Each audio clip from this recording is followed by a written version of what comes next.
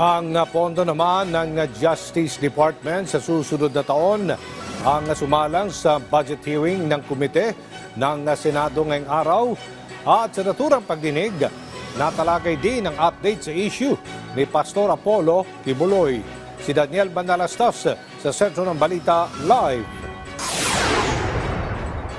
Aljo, sumalang na nga sa budget hearing sa Senate Committee on Finance ang panukalang 2025 national budget ng Department of Justice at attached agencies nito.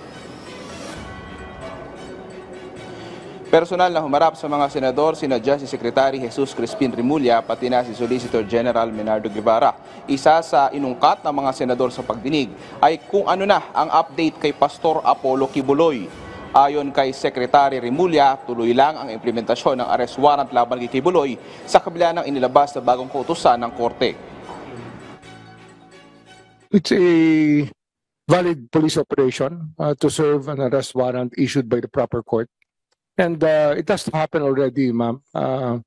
I think that the rule of law will not be respected by people unless we are able to show that we will not let go of people, even how high their stature may be.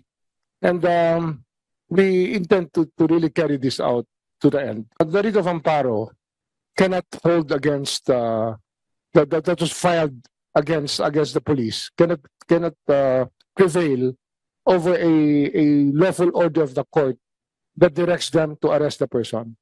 And it's the same level, court level that issued it. That's why we are not really about to raise our hands and surrender to the court in that manner. So we are continuing the arrest efforts, Madam Chair. So hindi po mutually exclusive yung pag-cite at uphold ng writ of amparo at saka yung arrest warrant na Hindi po. We think that their order is moot and academic.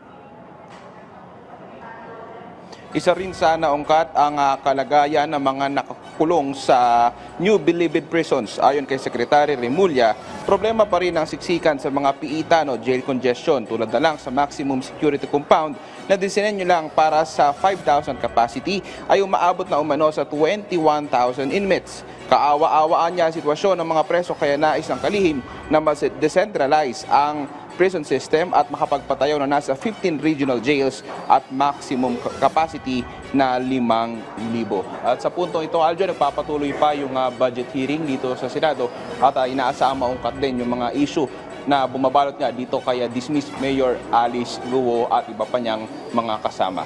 Aljo? Maraming salamat, Daniel Manalastas.